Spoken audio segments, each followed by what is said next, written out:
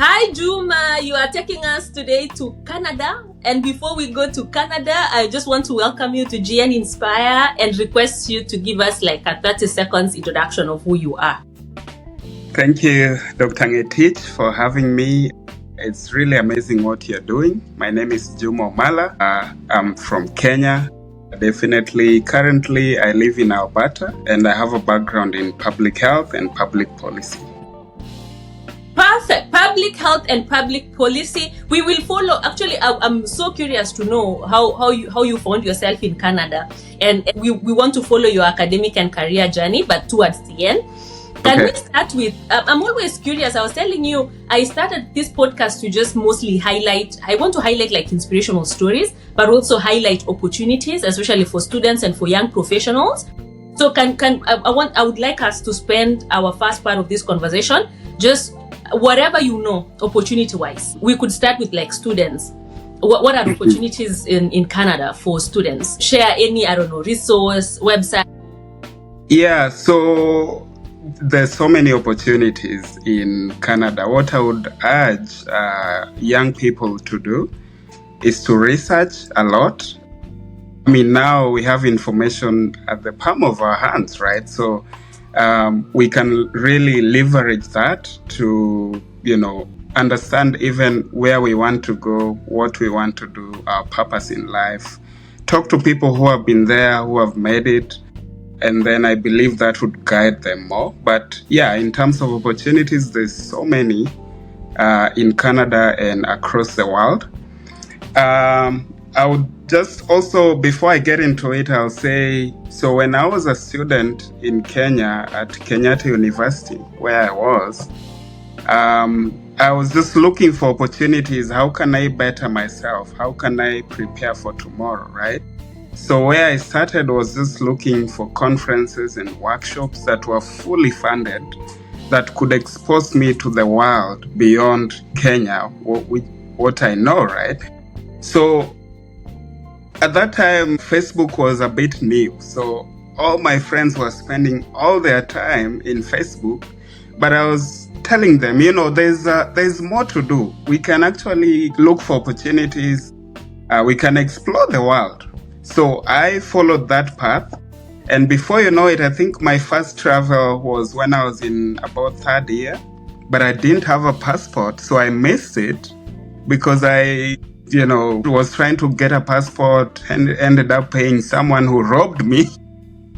Oh. So I didn't go. I was supposed to go to Jordan. So I didn't go, but that was an eye-opener. Always be ready. A passport is now like an ID for a young person in Kenya or in Africa, really, who is trying to go beyond the boundaries. In terms of opportunities, now there's a bit of a shift, especially in Canada, and I'm sure in other countries, where immigration is a bit of a contentious issue. So due to that, they have really drastically reduced the number of students who they used to admit. So I know, for instance, in Canada, the last year alone, they admitted around 36,000 students. Now that number has been reduced by half, which means they are very strategic in terms of what they are looking for in students. So they want students in professions which have traditionally been probably underrepresented, or there's a supply issue. So they are looking for that. So what I would urge a student or someone out there who want to study abroad to look at those opportunities in tech, healthcare, trades, construction. Those are key areas where there's a huge gap. And that's where they've been mostly looking for people to come and fill those in. So that's one of the things to look for. The second thing is, you don't know where you want to go. You don't know how to start. Again, like I said, technology is easy now. Just go to a school website, find an email. There's a contact there. Just email them. Say, this is me. This is my background. I'm interested in pursuing this career. How can you advise me? What are the costs? What's the eligibility criteria? When should I apply? And by the way, all that info is online. So all you need to do is just identify if it is in Canada. do you want to end up in which province? So in Canada, we have provinces, not states, as in the US. So you have to decide which province you want to go to. And then once you've narrowed down to 2 to 3 provinces, reach out to people who potentially are living there, like myself. Go to LinkedIn. Usually now, if you search, there's a way they tailor your search to the places you're looking at. And then reach out and find out what kinds of opportunities are there. If it is school, me, myself, I can call a school in Alberta here and find out about the costs, eligibility, and everything else you need to know. But I don't need to do that because all that info is online. So all you need to do, email. If they don't respond, which they will, reach out and find people who are there to call them for you. Okay, so the other point about just exploring workshops, conferences, that's when I came to Canada, I think for the first time it was in 2018. So I had a chance to go to a few schools. One of the schools I went to was UBC, which is University of British Columbia. And I actually talked to the guys, like, what does it take to become a student here? And they were really happy to explain to me. So if you go abroad where you're looking to migrate maybe in future, just leverage on that opportunity to visit some of the schools to find out what makes a good student. So that's another area. Maybe some people may not get that opportunity, and that's why technology exists. Now, when you look at schools in Canada, because the long-term plan is maybe you want to work here and get some experience, there's what they call DLI. So that's Designated Learning Institution. So you don't just land in any school that may end up becoming one of those non-credited institutions, and then you paid all that money, and then at the end of it, you're not even eligible to apply for a postgraduate work permit, which we'll talk about. So if you want to study in Canada, that's one of the criteria you should look for in schools, and it shows in their website whether they are DLI or not. I'm really passionate about education, and especially abroad, because that's the path I took, and that's the easiest. By the way, there are a few areas which you can use to migrate, but education is one of those. Is not easy, but it's still complex because you have to understand your financial situation, or if you're lucky enough or hardworking enough or persistent enough, you can actually apply for scholarships and get them. So it's good we are talking about this because I want people to understand that there's not only one way that you can use to achieve your goal, right? So you can apply for scholarships, but then don't put all your eggs in one basket. So you can actually pursue other options, which unfortunately for most of us is out of reach. But if you really want something, you'll figure something out. So one of the options I would recommend is treat this as an investment. Treat it as if you are actually starting a business, and then it will pay off later on. So for instance, school in Canada, on average, if you're looking at a master's program, which is 1.5 years, that would cost you between 20 to 30,000 Canadian dollars. In Kenya shillings, that's around 2 million, right? Yeah. So what should disturb your mind is, how do I raise this 2 million plus maybe a few other shillings to survive for the first 3 months? Because the thing is, once you get here, you'll find other ways to sustain yourself. You can work part-time, you can do research in your department to raise money. And then, by the way, as a student, you have 20 hours a week eligibility to work, right? And then during summer breaks or any other break, you can work full-time. So you can use those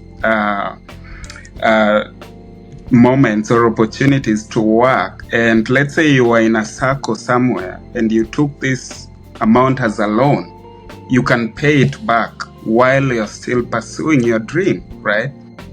Also, there's a lot of other financial options out there. I'm aware of Mpower Financing.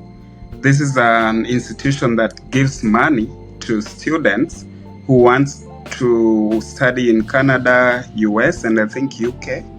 And then you pay later on. So you start paying, I think, once you get settled, and you pay slowly until you finish.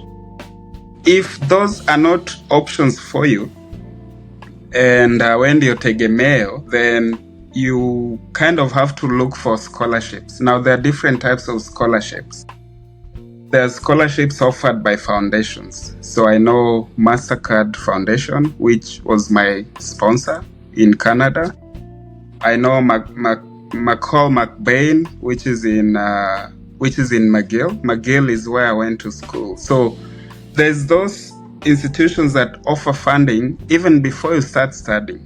But you have to prove that you are good academically, you have done some work for the community, maybe like volunteer work, or you have some hours that you've put in, actually give back or do something constructive with your time. So those are available, but they are very competitive. So it's like Chevening. The acceptance rate is less than 1%, because you can imagine they are open to all Africans, and that's 1 billion people plus, right? So that's another category of funding. Then the other funding is when you're already enrolled in an institution, which means you can only access those once you are enrolled. So let's say you took the Mpower Financing path, right?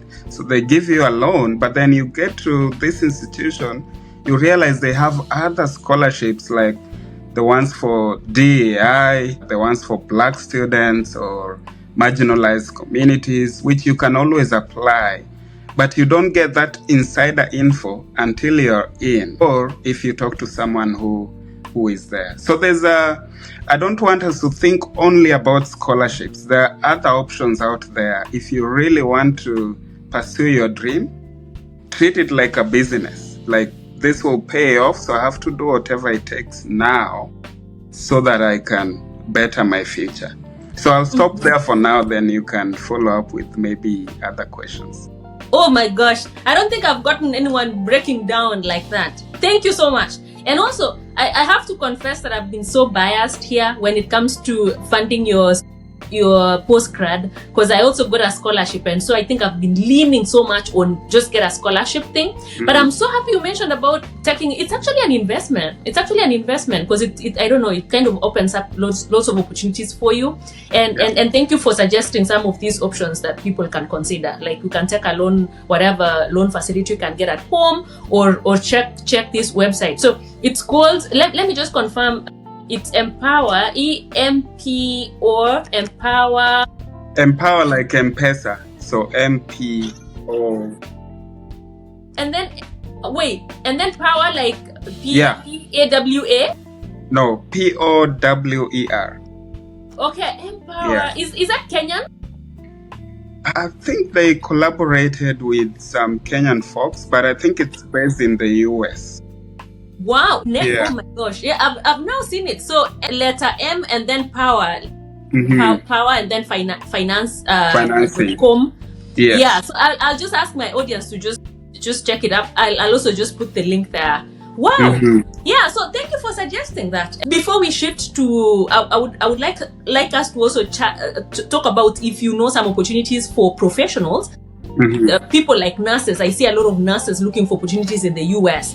But I know there might be also opportunities in Canada. But before we do that, are there, just because I also just like to flag scammers or red flags, just so that, because I've seen it's so painful watching people being scammed. Like, people paid, I don't know, $500,000 and whatever. I mean, we are saying invest in your education, like make it a business, but also please do your due diligence so that people are not just taking your money. I don't know what you can say, Juma, on that. Especially with the students.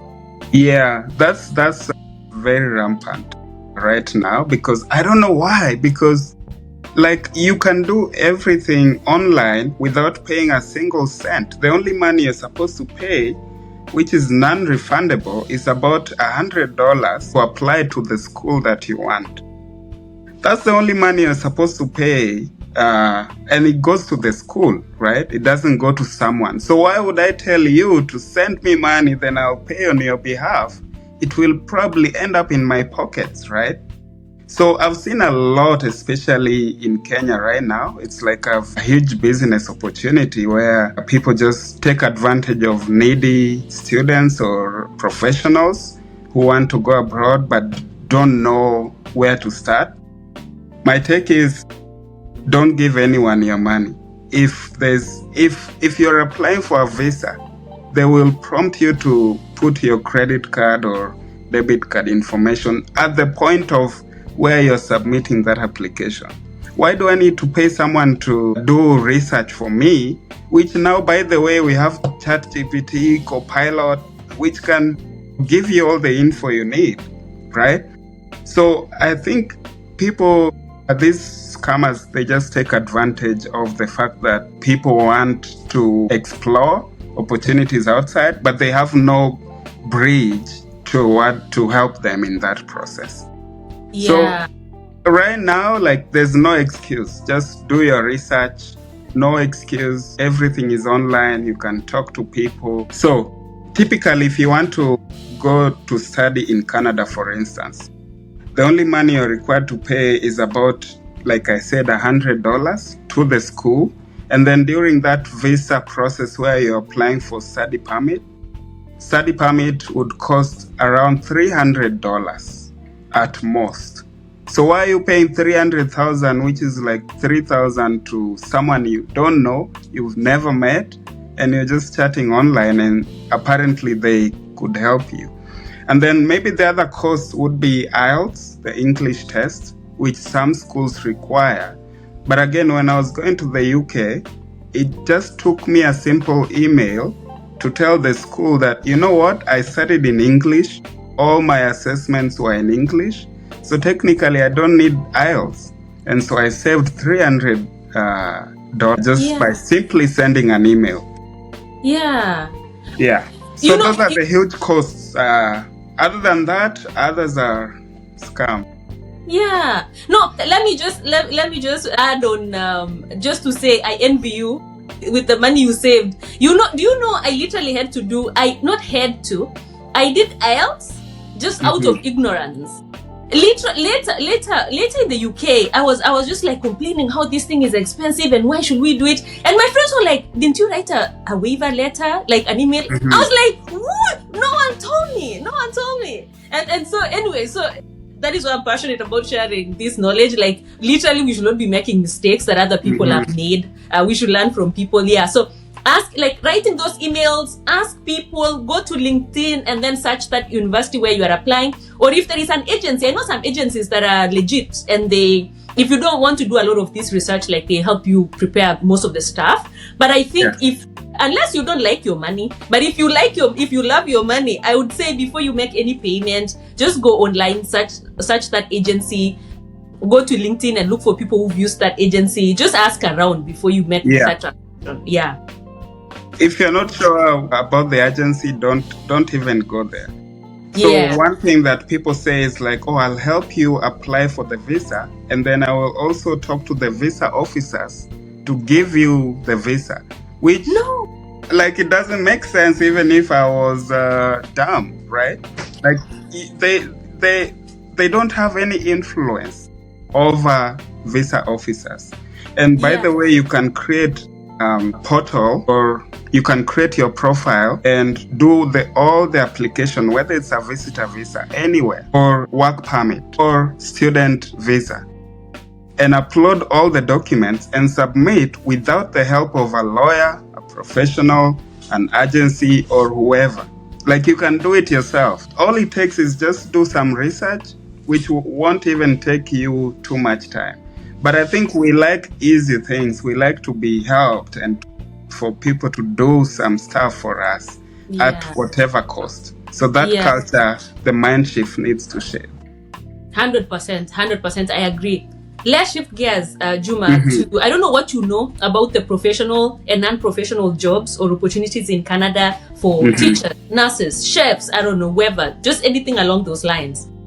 Yeah, I have limited knowledge on that because the path I used is what I would recommend, by the way, is if you want to come to Canada, come as a student. If you have an undergrad, look for affordable, either higher diploma program, which will take you 1 year, or a master's program, which is 1.5 years. And then after you're done with your program, you qualify for what they call a postgraduate work permit. Now, that postgraduate work permit allows you, usually it's valid between 1 to 3 years. So within that time, you don't even have to have an offer letter from a job to get it. It's once you're done with school, you passed well, you just apply for it, and then they give it to you. You can work any type of job that you want. So that's the easiest. And then within the 1 to 3 years, if you want to stay long term, then you apply for what they call a permanent residency. Some people would want to just gain some experience and then go back home and contribute their knowledge and whatever they've learned. That's fine. But if you want to stay long term, then you can actually apply for permanent residency. And then once you have that, then it takes you, they say, I think it's about 1,000 days to now apply for your passport if you wanted to become a citizen. So it's easy peasy, just a straight path. Come in as a student, do your best, apply for the postgrad work permit, work for however long your permit is valid. And once you have the postgraduate work permit, you just need 1 year of Canadian experience in your relevant field of study to now get into the pool to apply for permanent residency. So that's easy, but I know there are people who are like, man, I can't go back to school and I just want to, go and work. First of all, I want to say here, because many agents are cheating people. You cannot find a job in Canada when you're in Kenya through a work permit. You cannot get a work permit when you're in Kenya. That's a lie. So whoever is telling you that, that's a lie. Let's clear that up. The only way you can get a work permit from wherever you are is a company that is hiring people because they have exhausted all the options to hire people who are in Canada. And such companies, they have to, the government gives them what they call LMIA, that's Labor Market Impact Assessment, which means they're looking for a specific skill that is not available in Canada. So now they have to look elsewhere. Usually people abuse it is like if you have an uncle somewhere who runs a company, they can bring you into the country from wherever you are, but only after the company applies to get that LMIA thing, which just shows that they were not able to find somewhere within. So it's a really technical and difficult process if that's what you want to do. It's really difficult. Now, not impossible, but difficult. So that's what people need to know is people ask me, oh, can I come and work there? It's really difficult unless you come in. What I usually suggest is if you have some money, apply for a visitor visa, come into the country, meet a few people, talk to Kenyans, talk to other people from other countries, get to meet the business owners who are running businesses, potential employers from other companies, and just sell yourself. But it's really difficult for me to go tell employer, I have a cousin somewhere, they have the skills you're looking for. It's really difficult.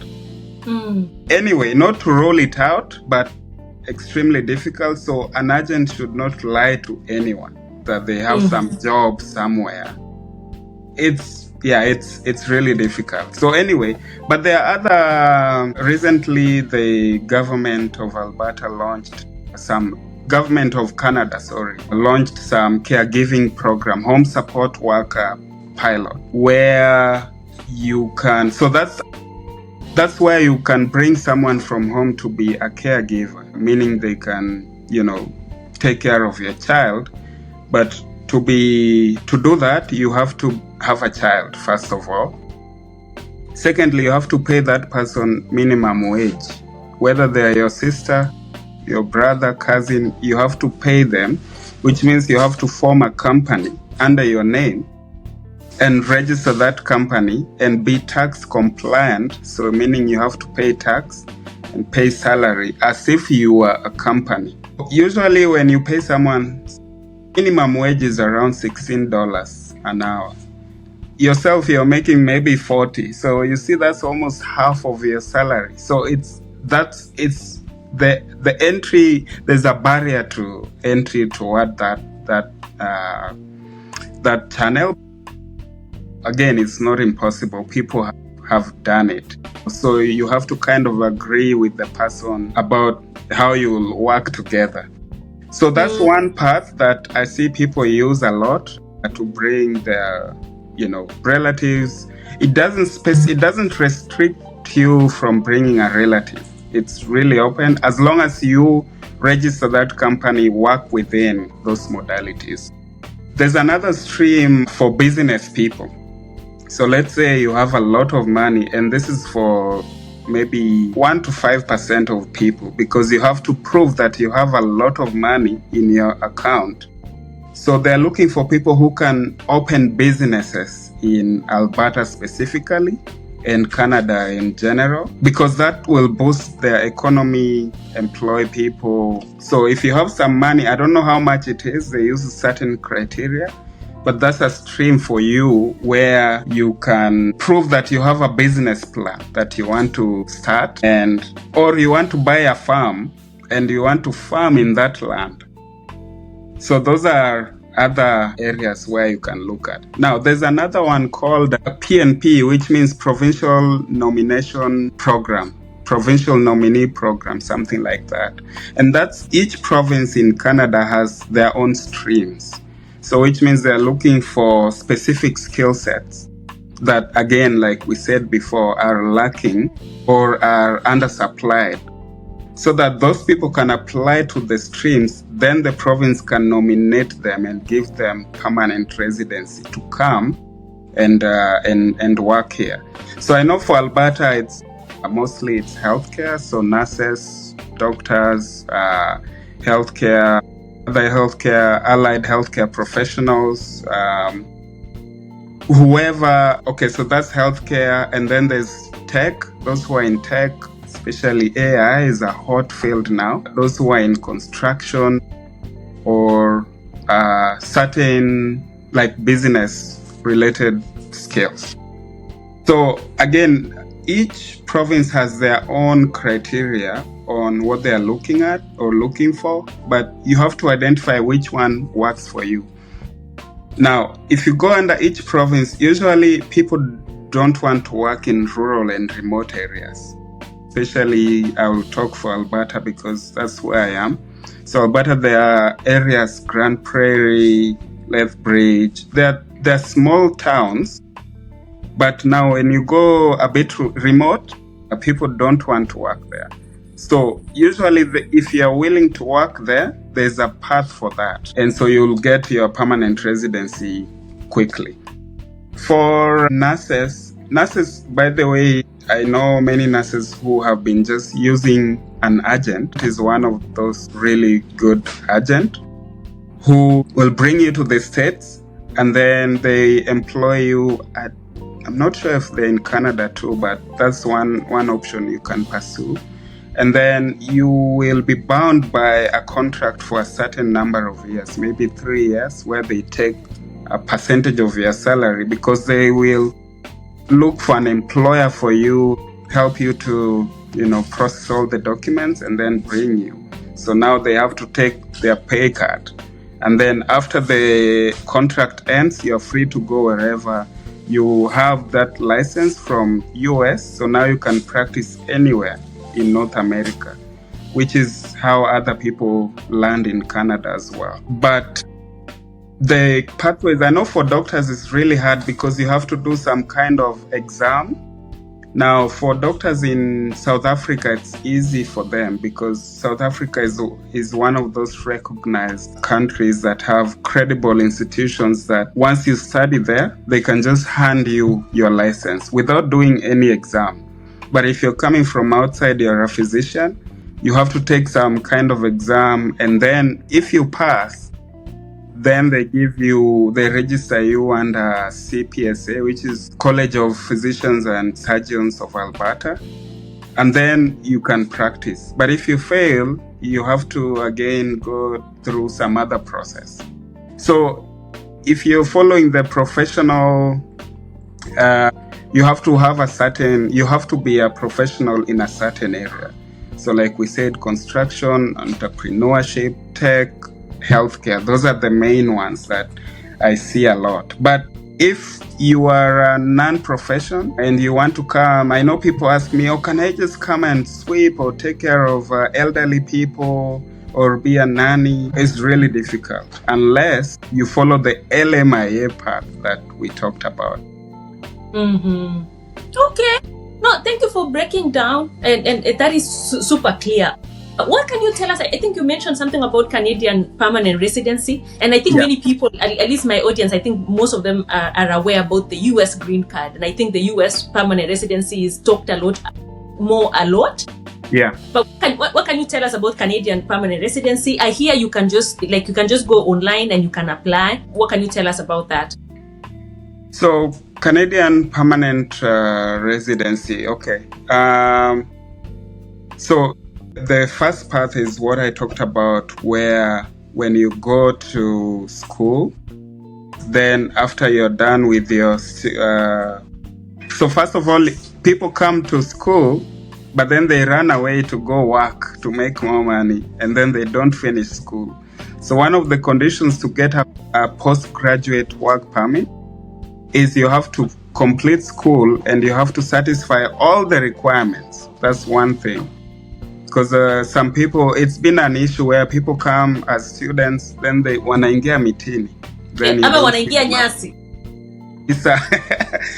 So that's the easiest. I would really encourage people, like, if that's where you want to go, that's the easiest path, is go to school, successfully apply for postgraduate work permit. It will give you 3 years, depending on if you study for more than 1 year, even if it's 13 months, they give you 3 years work permit. Then you get a job. By the way, getting jobs is not hard, like in some of the countries we are coming from. So once you get a job, you work for 1 year. And then after, well, not 1 year, but 1 year is the amount of time you have to work to be eligible for express entry pathway. So once you're done with that, enter the pool. Now, the pool for permanent residency is point-based. So what does that mean? They take into account your age, which means by the time you're clicking 30, they start taking away some points because their target is young people below the age of 30. Okay. I'm not saying if you're 40, you can't be invited to apply, but you'll just have low points.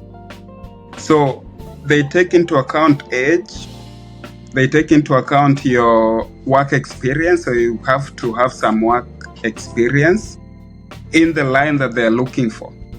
Then they also take into account your education. So the more educated you are, like you are a doctor, so you'll have so many points, as opposed to someone who maybe has a diploma, right? So the higher you go, the more the points. Again, the only issue is the higher you go, the more the age, unless you really studied young when you're young, right? But so they balance out like that. So anyone who has at least a bachelor's degree and want to pursue permanent residency in Canada, it doesn't matter where you are. That's another thing people don't know. They think you have to be in Canada to apply for permanent residency. No. So once you have your... whichever age you are, doesn't matter. I'm just saying once you hit 30, they take 5 points. Each time you turn 31, 32, 33, they take away 5 points. But if you're educated, it helps. Again, you have to do IELTS. So the more you pass IELTS is about, the highest is 9, I think. So the more you're closer to 9, or if you get 9, your points are higher. So to enter the pool, all you need to do is at least have 1 year work experience, and then you have some level of education, and then you've done IELTS. That's all you need to do, whether you're in Europe, whether you're in Africa or Asia, it doesn't matter. If you want to enter that pool, you just enter. They won't charge you any, this is $0 unless you get invited to now apply. Because what they do is once you're in the pool, there's so many people in the pool, by the way. So every 2 weeks, they do a draw. What the draw means is they have a cutoff points. So let's say you have 512, and this week, next week, end of next week, they say, let's take 511 upwards. So meaning you're qualified, so they will invite you now to apply. Now, so the pool is valid for 1 year. Again, that's another point, is like, so the sooner you get in there, the more likely you are to be chosen. But then after 1 year, you have to reapply to get into the pool again. Okay. Now, when you are invited to apply, usually you have 90 to 99% chance that you'll get a permanent residency, because they won't invite you to apply if they know they will not give it to you. So now it's very important to get in, but we can talk about how to work on your points, how to raise them. But the important thing is, if that's a path for you, enter the pool. It's called Canadian Experience Class, CEC, which is really just you. But Google through Government of Canada website. Don't go to this other, is canada.gov.ca, something like that. That's where you'll find all the info. Other websites are, before you know it, you're being asked for money. But that's the easiest way, whether you are a student in Canada, whether you're not in Canada, whether you are in the UK, US, or Kenya, or South Africa, you want to come, just enter the pool, and then once your points hit whatever they want, they will invite you to apply. No, thank you for sharing, and it's actually a good point about the website, because I know there are so many scammers out there just waiting to tap to lie to you. So so it's good you mentioned that. I'll just leave my audience to do their due diligence. Can I just give a caveat that I'm not in any way an immigration consultant? This is based on just what I've seen. We are not experts. We are just sharing stories and what we have learned. Before you do any application, before you sue us, we are just making that disclaimer. No, thank you for sharing that, Juma. That is super helpful, because I think not so many people, or rather maybe the US green card one has just many. I feel like many people just know about that more than the Canadian one. But I think there is also that opportunity there for people to try. And just because of time, I want us to go through. If you can just take us through, maybe start with what you do now in Alberta, and then take us a crash course on your academic journey. How did you find yourself in public policy and public health? So right now I'm with the government of Alberta. I work there as a manager, compensation engagement with it's called Primary and Preventative Health Services, but essentially what it is a Ministry of Health for the province. So the job itself is, it cuts across health and policy. So actually I'm practicing my background, both of them combined. So I develop policy for compensation policy for healthcare professionals in the province. So I look at how physicians and other allied healthcare professionals are paid in other provinces, and just make our province aligned to those. It looks simple, but it's really technical and difficult, and you're making decisions that will be presented to the minister. So and it has to be fiscally responsible. It has to meet the needs of the physicians as well. So it's technical. It's really difficult, but it's fun, and it utilizes what I learned. So how did I get there? Oh man, the journey started a long time ago. In Kenya, like I told you, I studied in Kenyatta University, and I did a course called Community Resource Management, but I minored in public health. So people would ask me, well, what does community resource management do? What is public health? You guys go to where people sell meat and close down the business, But there's more to public health. I wish people knew. It's a very interesting course to study in general. But yeah, before that, from my KU experience, I had, public health, minor in public health. The thing I have to say, though, is like I told you when I was researching, when my friends were in Facebook, actually got a scholarship called Wells Mountain Initiative. Wow. While I was in KU, that's another really cool scholarship that people can check out. It pays for your tuition fees while you're in your country. It's based in the US, started by a gentleman called Tom Wells, a really great person. But it's cool but they only sponsor bachelor's and diploma courses, nothing higher than that. So that's another point. But yeah, I got a chance to, I got into the scholarship, and one thing led to another. They meet every 3 years, and you get to meet other people doing cool things around the world.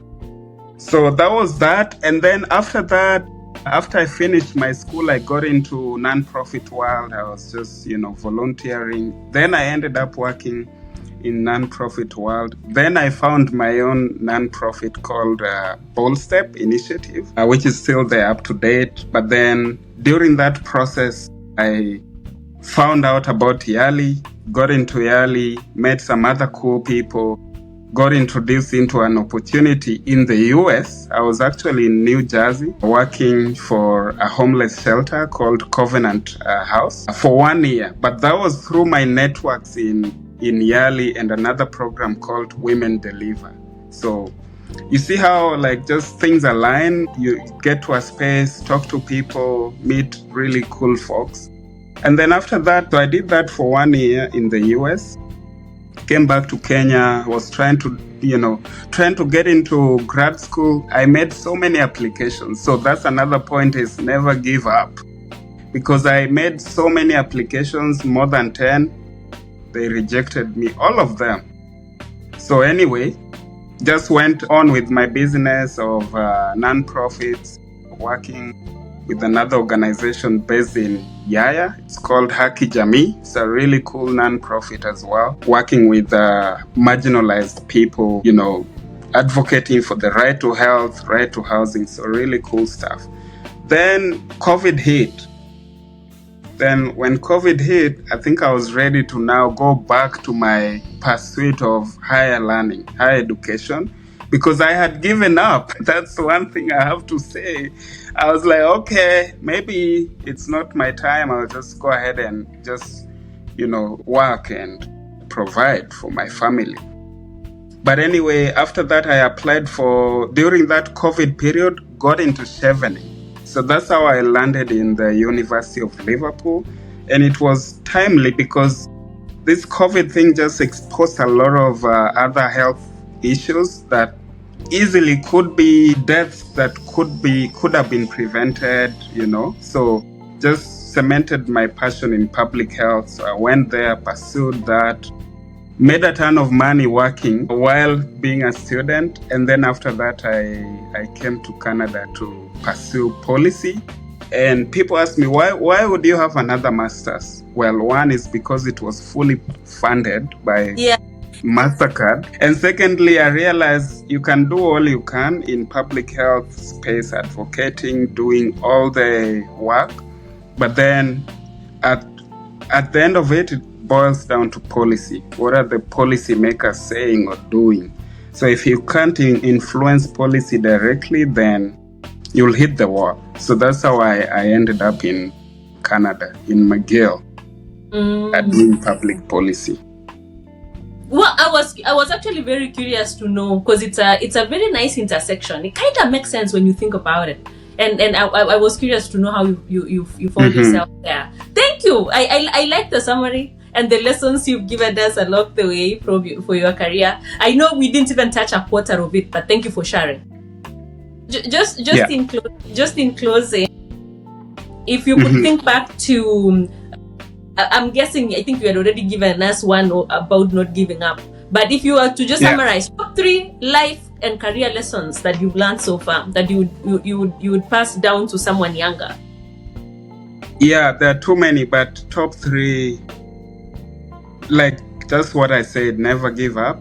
Also, along those lines, something has to give. Always, something has to give.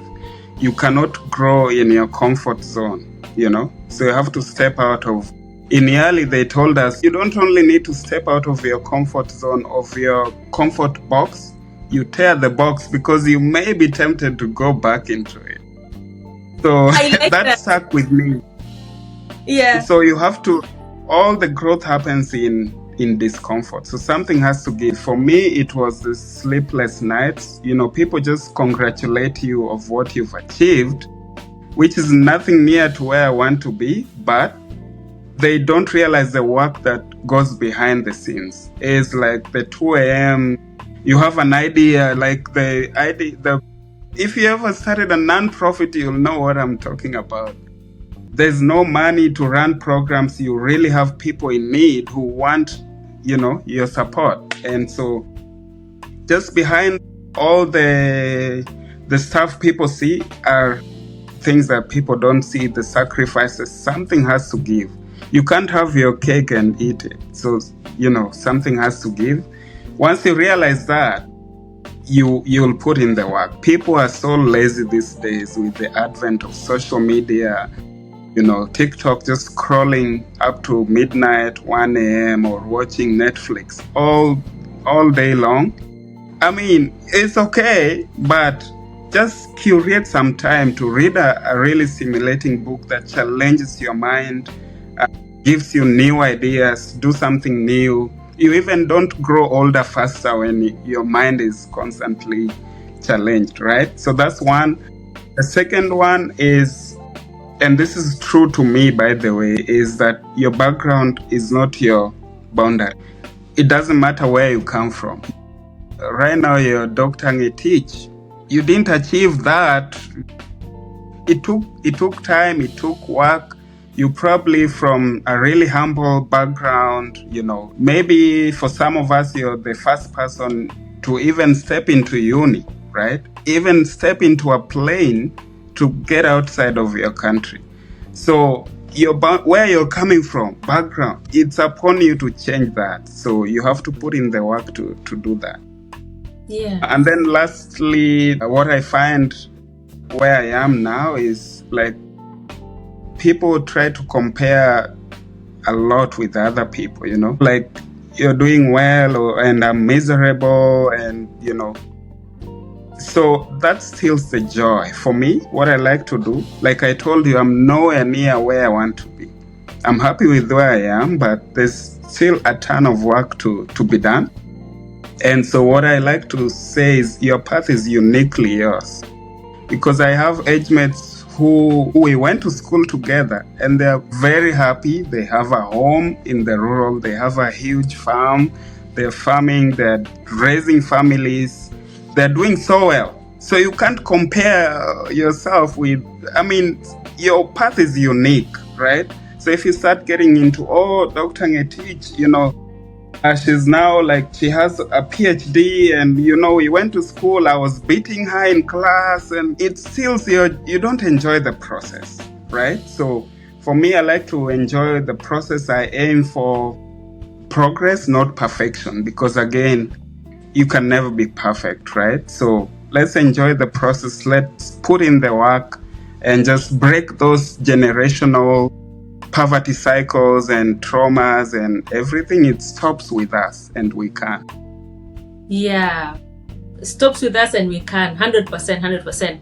I was nodding and laughing a lot when you mentioned that our background is not our boundary, and I think you guessed it right. At some point I had gotten as well. I got a funding, a grant to attend a students festival in Norway when I was in uni, and that opportunity just opened my mind to so many opportunities out there. And I remember 1 week before my visa appointment, and I tell people this story, that my housemate was like, "Oh, you're going for a Norwegian visa next week. Can I see your passport?" And I gave her my passport photo, and she was like, "No, I mean passport, the travel document."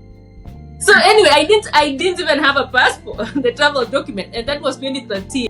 So anyway, our backgrounds are not our boundaries. We say exactly. Amen to that. Yeah. Amen. Yeah.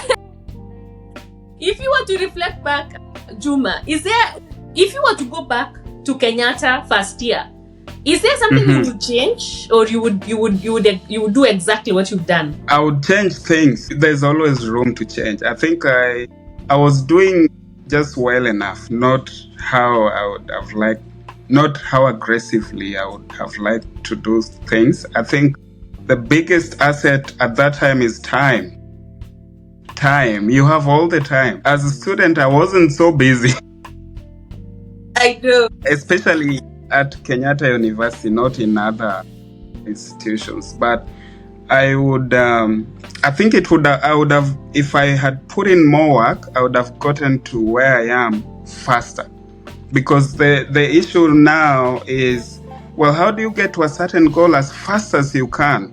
You know, that has always been challenging my mind. Is, man, it took me how long? Like, after I graduated in 2015, it took me another 5 years to even go to grad school.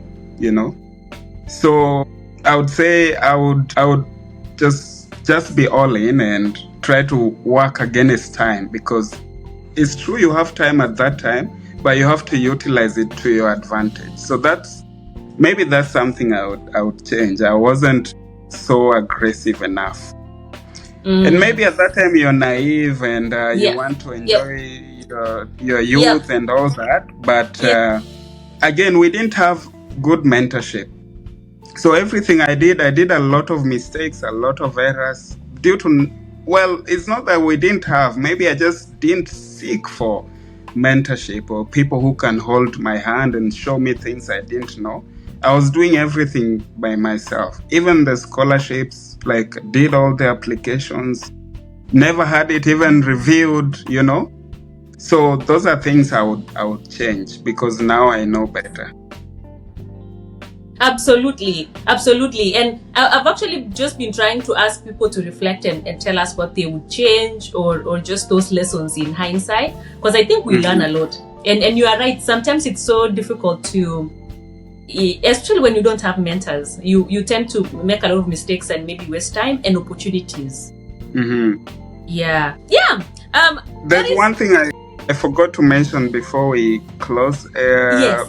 So many people, well, this issue you talked about, scam in immigration.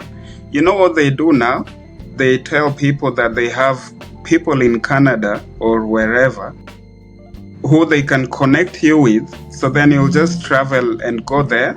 And then apparently they have lawyers and accommodation and all that, only to come and find out you are in a homeless shelter. And basically the state will provide you with a lawyer, because when you land, you are advised to seek asylum, which is what they don't tell you. That's the route they want you to go.